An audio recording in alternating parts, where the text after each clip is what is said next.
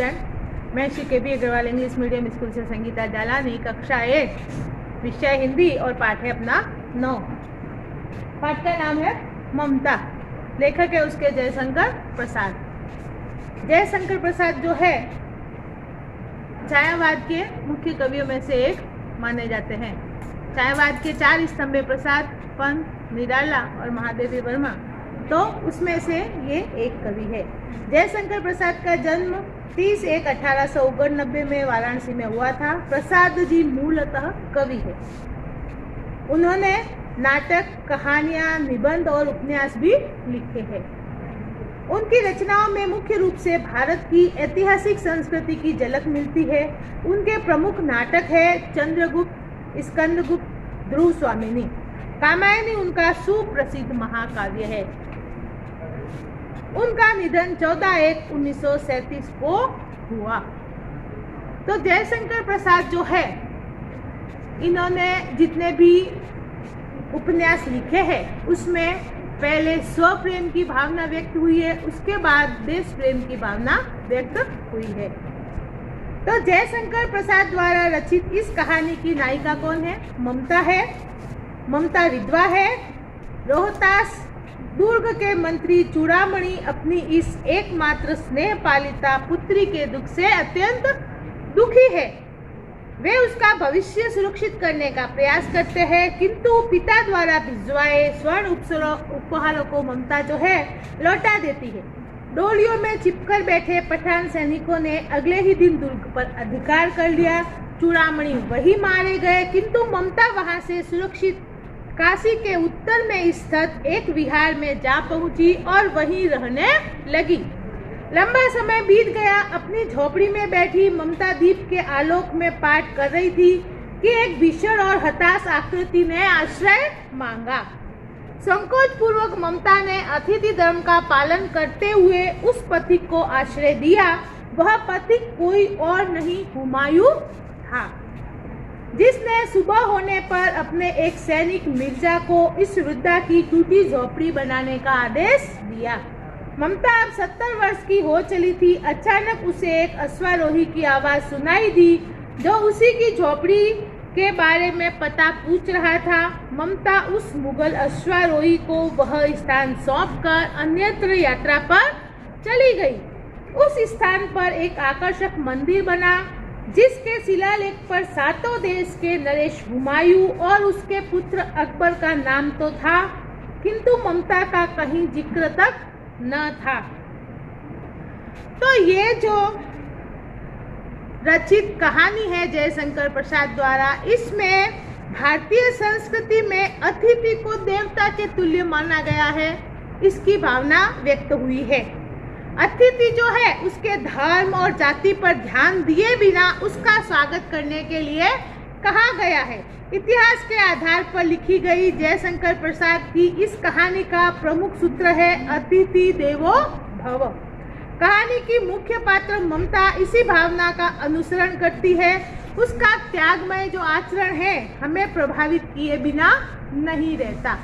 तो इस लेसन के कुछ कठिन शब्दार्थ मैंने लिखे हैं। दुर्ग यानी किला, वेदना यानी पीड़ा, शोर यानी नदी का नाम है, आवरण यानी ढका हुआ, विकल यानी बेचैन, दुहिता यानी पुत्री, कर्नाद यानी पानी की आवाज और विकीर्ण होना यानी फैल जाना।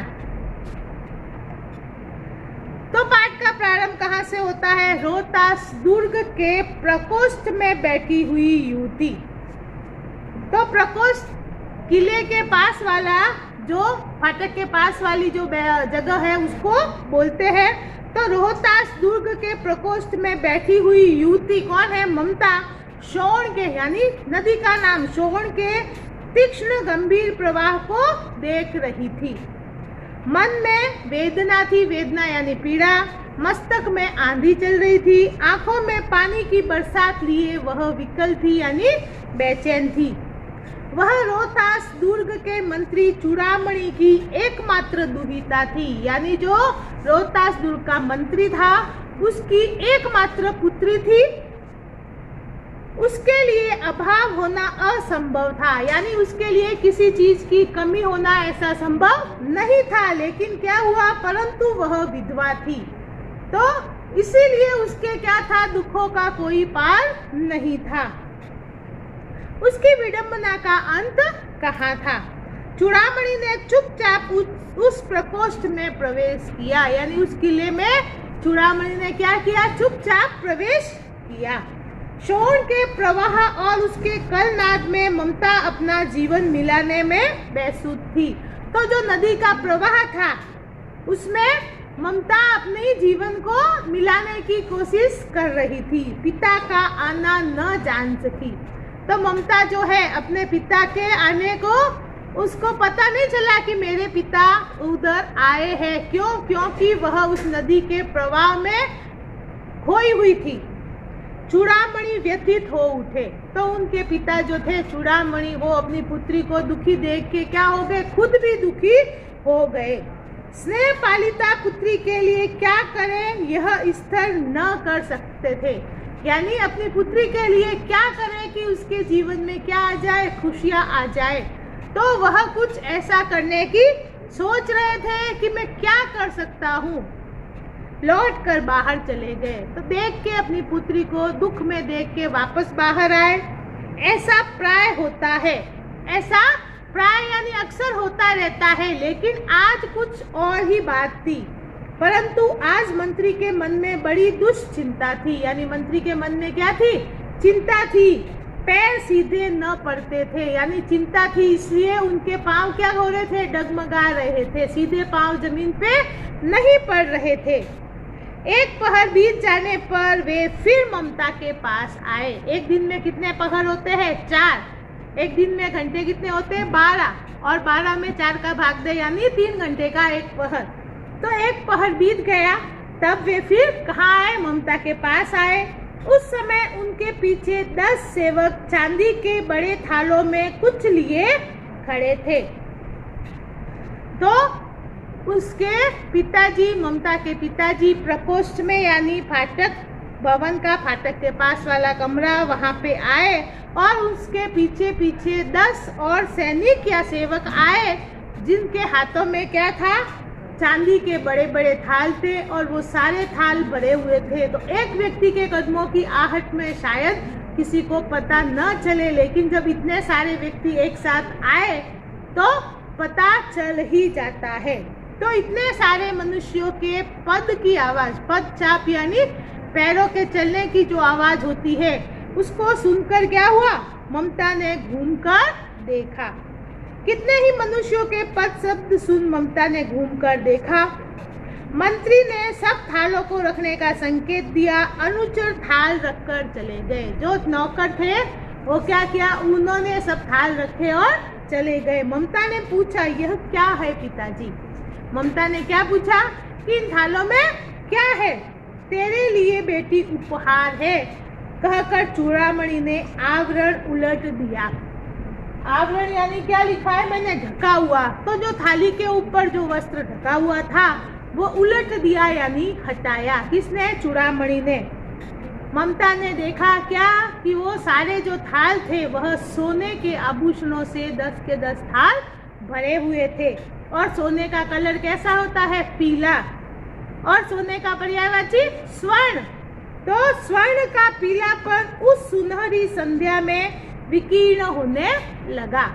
तो शाम के समय जब सूर्य की किरणें कैसी है, एकदम पीलापन लिए हुए है, तो उसके साथ में वह सोना भी है, पीला पीला एकदम से इतना सारा साथ में सोना जो है चमक रहा है। तो विकीर्ण होने लगा, यानी चारों ओर फैलने लगा। ममता चौंक उठी। ममता ने जब इतना सारा सोना देखा तो वह एकदम से चौंक गई। इतना स्वर्ण, फिर क्या है पीछे विस्मय बोधक चिन्ह, यानी उसको विस्मय हो रहा है, आश्चर्य हो रहा है, यह कहाँ से आया, क्वेश्चन मार्क। तो उसने पूछा कि इतना सारा सोना जो है कहाँ से आया। ममता अपने पिता से पूछ रही है। चुप रहो ममता, यह तुम्हारे लिए है। तो ममता के पिताजी क्या कह रहे हैं कि तुम चुप रहो, जोर से मत बोलो, नहीं तो कोई सुन लेगा। तो ये जो सारा सोना है वह किसी और के लिए नहीं, तुम्हारे लिए ही है। तो क्या आपने शत्रु का उत्कोच स्वीकार कर लिया? पिताजी, यह अनर्थ है, अर्थ नहीं। तो क्या कह रहे हैं? ममता अपने पिता से क्या कह रही है कि जो दुश्मन है उसने जो आपको उत्कोच यानी रिश्वत दी है वो आपने क्या स्वीकार कर ली? ये क्या है? सही बात नहीं है कि हम दुश्मन से हाथ मिलाएं। हमारे राजा जो है अभी जीवित है तो हम अपने राजा से गद्दारी नहीं कर सकते जिसका हम नमक खाते हैं। तो क्या बोल रही है? आपने शत्रु की जो है ये रिश्वत है वो आपने क्यों स्वीकार की? पिताजी, ये अर्थ यानी धन नहीं है, अनर्थ है, यानी गलत चीज है, ये लौटा दीजिए। पिताजी, हम लोग ब्राह्मण हैं, इतना सोना लेकर क्या करेंगे? ममता क्या कह रही है कि हम ब्राह्मण हैं और हमको गलत काम करना शोभा नहीं देता, इसलिए ये जो रिश्वत है, रिश्वत रूपी जो सोना है वह वापस दुश्मन को लौटा दीजिए। इस पतनोन्मुख प्राचीन सामंत वंश का अंत समीप है बेटी। पतनोन्मुख यानी पतन की ओर, उन्मुख यानी उसके पिता क्या कह रहे हैं कि यह पतन की ओर जा रहा है, इसने मुंह कर लिया है। कौन? जो हमारे राजा है वो कभी भी इस सिंहासन से हटाए जा सकते हैं, यानी इसका पतन शीघ्र होने वाला है। तो ये सामंत वंश का क्या है? अंत समीप है, इसलिए मैं अपने राजा से गद्दारी कर रहा हूँ। किसी भी दिन शेरशाह रोहतास दुर्ग पर अधिकार कर सकता है। हम जब हिस्ट्री पढ़ते हैं तो शेरशाह सूरी का नाम आता है कि एक समय में उसने हमारे देश पे शासन किया था। तो क्या कह रहे हैं कि किसी भी दिन जो है शेरशाह यहाँ पे अधिकार कर लेगा, उस दिन मंत्रित्व न रहेगा तब के लिए बेटी। तो जो चूड़ामणि है अपनी बेटी को विनती कर रहे हैं कि आज मैं मंत्रित्व के पद पर हूँ, इसलिए मुझे ये अधिकार मिल रहा है कि मैं तुम्हारे लिए कुछ कर सकूं। कल जब मंत्रित्व का पद नहीं रहेगा मैं तुम्हारे लिए कुछ भी नहीं कर पाऊंगा। हे भगवान, इस विपद के लिए इतना आयोजन, विपद यानी विपदा यानी खराब समय। तो ममता अपने पिता को बोल रही है उस खराब समय के लिए पहले से इतना आयोजन नहीं करना है, मुझे ये सब नहीं पसंद है। यानी कुछ व्यक्ति कैसे होते हैं कि भले उन पे कितनी भी खराब परिस्थिति आए उनको गलत रास्ते पे चलना मंजूर नहीं होता है। तो ममता भी यही बोल रही है कि पहले जब अभी तो खराब समय है नहीं, और अगर खराब समय आया तो भी मुझे गलत रास्ते पर चलना क्या है? मंजूर नहीं है। तो क्या बोल रही है? विपद यानी उस समय के लिए इतना आयोजन, परम पिता की इच्छा के विरुद्ध इतना साहस, यानी भगवान की जो इच्छा है उसके विरुद्ध मुझे नहीं जाना है। पिताजी, क्या भीख ना मिलेगी? ममता क्या कह रही है? भले ही मैं मंत्री की बेटी हूँ लेकिन कोई भी भीख में 2 रोटी तो मुझे दे ही देगा, तो मुझे गलत रास्ते पे जाना मंजूर नहीं है। क्या कोई हमें 2 मुट्ठी अन्न देगा? यह असंभव है। फेर दीजिए पिताजी, मैं कांप रही हूँ, इसकी चमक आंखों को अंधा बना रही है। तो क्या कह रही है ममता कि ये जो इतना सारा सोना है, क्या पता कुछ समय बाद मेरा मन पलट जाए, मैं अंधी हो जाऊं, इसलिए इनको वापस 10 थालों को वापस आवरण से ढक दो। मुझे ये सोना यानी ये गलत राह जो है मंजूर नहीं है। मूर्ख है कहकर चूड़ामणि चले गए। चूड़ामणि ने समझाने का प्रयास किया लेकिन ममता मानने को तैयार नहीं थी, इसलिए चूड़ामणि ने अपनी पुत्री के बारे में क्या संबोधित किया कि ये कैसी है? मूर्ख है। दूसरे दिन जब डोलियों का तांता आ रहा था, मंत्री चूड़ामणि का हृदय धक धक करने लगा। दूसरे दिन शेरशाह ने क्या भेजी? डोलियां भेजी है, यह कह के कि अंदर स्त्रियां बैठी हुई है, इसलिए कोई भी इन डोलियों में से आवरण नहीं हटाएगा। तो मंत्री जो है चेक करना चाहता है कि वास्तव में अंदर क्या है, लेकिन जो है सैनिक वो क्या कह रहे हैं? इससे हमारे वंश की स्त्रियों का अपमान होगा, इसलिए तुम इन डोलियों से जो पर्दा है नहीं हटा सकते। तो दूसरे दिन जब डोलियों का तांता आ रहा था, मंत्री चूड़ामणि का हृदय धक धक करने लगा। वे अपने को रोक न सके। उन्होंने जाकर रोहतास दुर्ग के तोरण पर डोलियों का आवरण खुलवाना चाहा। पठानों ने कहा यह महिलाओं का अपमान करना है। बात बढ़ गई, तलवारें खींची, मंत्री वहीं मारे गए। तो तभी क्या हुआ? उन्होंने पठानों के मन में क्या था मन में कुछ गलत बात होती है तब हम उसका विरोध करते हैं। तो उनके मन में क्या थी, गलत बात थी, इसलिए उन्होंने तलवारें निकाली और लड़ाई हुई और जो मंत्री था वह वहीं मर गया और साथ में दूसरे भी जो व्यक्ति थे सारे वहीं मारे गए। राजा रानी और कोष सब चली शेरशाह के हाथ पड़े। शेरशाह ने क्या किया, चल किया। उन जो डोलियों में महिलाओं की जगह कौन बैठे थे, सैनिक बैठे थे, तो चल से क्या किया, मंत्री और सबको मार दिया और राजा रानी को बंदी बनाया। सब पूरा जो राजकोष था वो भी उन्होंने छीन लिया। निकल गई ममता। ममता को जब ये पता चला तो ममता चुपचाप वहां से निकल गई।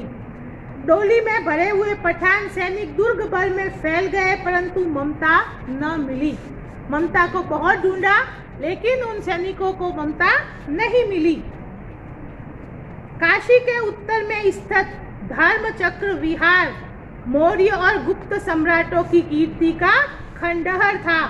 खंडित शिखरों वाले भवन, तृणगुल्मों से ढके हुए प्राचीन और ईंटों के ढेर में बिखरी हुई भारतीय शिल्प की विभूति ग्रीष्म की चंद्रिका में स्वयं को शीतल कर रही थी। जहां गौतम का उपदेश ग्रहण करने के लिए 5 वर्गीय भिक्षु पहले मिले थे। तो पुराने जो खंडहर थे वहां पे क्या हुआ था, भिक्षु से बुद्ध जो है मिले थे। उसी स्तूप के भग्नावशेष, उसी के स्तूप यानी जो इमारत है उसका अवशेष था, भग्नाव यानी टूटा हुआ। तो उसके भग्नावशेष की मलिन छाया में एक झोपड़ी के दीपालोक में एक स्त्री पाठ कर रही थी। तो थोड़े समय बाद क्या हुआ, एक स्त्री को बताया है जो पाठ कर रही थी। वह स्त्री कौन थी, ममता ही थी। वह क्या पाठ कर रही है, अनन्याश्विन तयंतो माम ये जनाहा पर्युपासते। पाठ रुक गया। एक भीषण और हताश आकृति दीपक के मंद प्रकाश में सामने खड़ी थी। यानी एक हताश आकृति जो है वहां पे सामने खड़ी थी। स्त्री उठी, उसने कपाट बंद करना चाहा, यानी उसने दरवाजे को बंद करने की कोशिश की, परंतु उस व्यक्ति ने कहा, माता मुझे आश्रय चाहिए। उस व्यक्ति ने क्या बोला कि मुझे आश्रय यानी रुकने के लिए जगह चाहिए आपके घर में। तुम कौन हो, स्त्री ने पूछा। मैं मुगल हूँ। उस व्यक्ति ने क्या बोला कि मैं मुगल हूँ, चौसा युद्ध में शेरशाह से विपन्न होकर रक्षा चाहता हूँ। अब इस रात में अब आगे चलने में असमर्थ हूँ। उस व्यक्ति ने क्या बोला, इस रात में मैं अभी आगे चलने की ताकत मुझ में बिल्कुल भी नहीं है, मैं एकदम से थका हुआ हूँ। क्या शेरशाह से स्त्री ने होठ काट लिए कि क्या तुम शेरशाह से लड़ाई करते हुए यहाँ पे आए हो। हाँ माता। उस व्यक्ति ने क्या बोला, हाँ, परंतु तुम भी वैसे ही क्रूर हो। ममता जो है उसको क्या कह रही है कि तुम भी जैसे शेरशाह क्रूर थे, उसने भी क्या किया था, चालाकी की थी, वैसे ही तुम भी मुझे कैसे दिखाई दे रहे हो, क्रूर दिखाई दे रहे हो। वही भीषण रक्त की प्यास, वही निष्ठुर प्रतिबिंब तुम्हारे मुख पर भी है। सैनिक, मेरी कुटी में स्थान नहीं, जाओ कहीं दूसरा आश्रय खोज लो। ममता ने क्या कहा, मेरी कुटिया में जो है तुम्हारे लिए बिल्कुल भी जगह नहीं है, तुम कोई दूसरा आश्रय स्थान खोज लो। क्यों? क्योंकि तुम भी वैसे ही क्रूर हो। तो उस व्यक्ति ने क्या कहा, गला सूख रहा है, साथी छूट गए, यानी मुझे जोर की प्यास लगी है और जो मेरे सारे मित्र हैं वह मुझसे छूट गए हैं, अश्व गिर गए हैं, यानी घोड़े भी जो है थक के गिर गए हैं, इतना थका हुआ हूँ। इतना कहते कहते वह व्यक्ति धम्म से बैठ गया। वह व्यक्ति कैसा था, थका हुआ था, इसलिए वह एकदम से जैसे गिर गया और इस तरह से बैठ गया। उसके सामने पूरा ब्रह्मांड घूमने लगा। क्यों घूमने लगा? क्योंकि वह प्यासा भी था और थका हुआ भी था, इसलिए उसे पूरी दुनिया आंखों के सामने घूमती नजर आई। स्त्री ने सोचा यह विपत्ति कहाँ से आई। उसने उसे क्या दिया, जल दिया और उस मुगल के प्राणों की रक्षा हुई। आगे का वीडियो पर नेक्स्ट वीडियो में देखेंगे।